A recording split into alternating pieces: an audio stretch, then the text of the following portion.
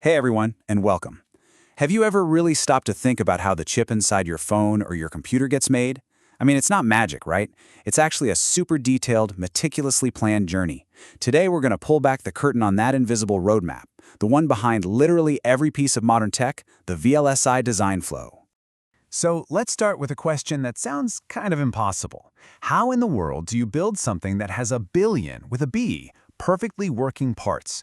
The processor in the device you're watching this on has billions of tiny little switches, transistors, and every single one has to be flawless. How do engineers even begin to tackle that kind of complexity? Well, here's the answer. It's called the VLSI design flow. You can think of it as the ultimate recipe, a superstructured, step-by-step process that takes a simple idea and turns it into a physical working chip. It's the engineering discipline that keeps chaos at bay and, honestly, makes our entire digital world possible. Okay, so the whole journey kicks off in a purely digital world. We're in phase 1, creating the blueprint.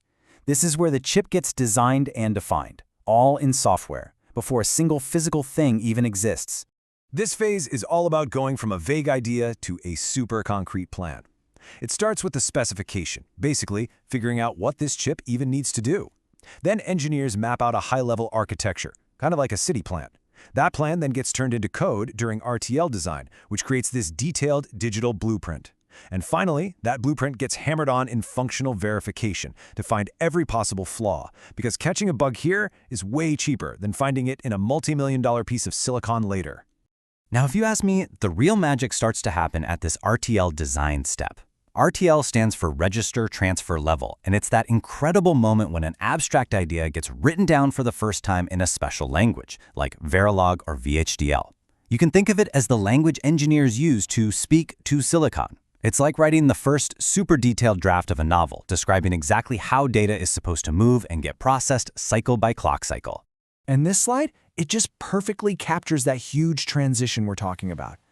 The whole point of the design flow is to get from the left side, the abstract blueprint made of code and digital simulations, and methodically translate it into the right side, a concrete physical plan. That plan is basically a super detailed map of logic gates and cells that will eventually be etched right into silicon. Which of course brings us to phase 2, the layout. This is where that digital design starts to get a physical shape. We're not just thinking about what the chip does anymore, we're figuring out where every single piece is going to go. So this is the phase where software literally becomes a physical map. It starts with logic synthesis, where powerful tools automatically turn our code into millions of basic logic gates. Then, something really clever happens in design for testability, where engineers add special circuits just to make sure we can actually test the final chip. From there, it's just this cascade of physical planning, floor planning, placement, building the clock tree to make sure everything is perfectly synchronized, and finally, routing, the absolutely mind-boggling task of connecting all those components with a microscopic web of wires. Let's just pause on floor planning for a second, because this analogy is just perfect. Before you even think about placing billions of transistors, you first decide the general neighborhood for the big components. You know, the processor core goes here, the memory controller goes over there. It's exactly like planning a house. Get this right, and everything is efficient. Get it wrong, you could doom the entire chip right from the start. All right, the layout is done, but are we done? No way. Now comes the final, nail-biting phase of the design. The final checks. This stage is all about verification, and you guessed it, more verification. Okay, so two absolutely critical checks have to happen here. First up is static timing analysis, or STA. This makes sure signals can literally race across the chip fast enough to meet its speed goals. Think of it like checking for traffic jams. Then you've got physical verification, which is the ultimate quality control. It includes things like DRC, design rule checking, to make sure the layout doesn't break any manufacturing rules, and LVS, layout versus schematic, to double, triple, and quadruple check that the physical map perfectly matches that original electronic blueprint.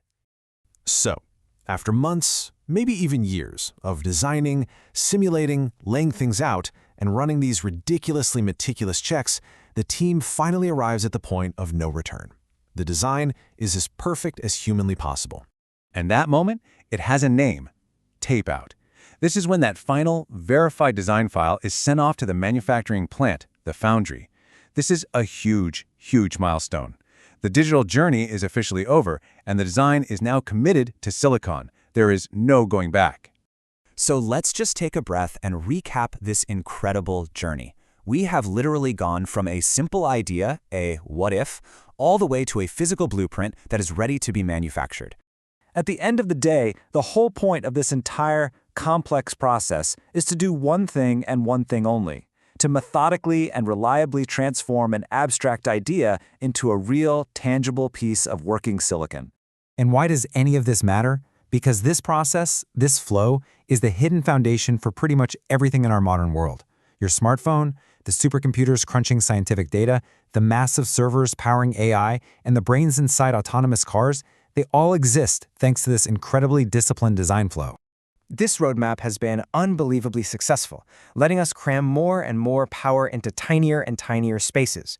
But it leaves us with one last, really fascinating question to chew on, as we demand even more from our technology. What new steps, what new challenges are going to be added to this blueprint in the future?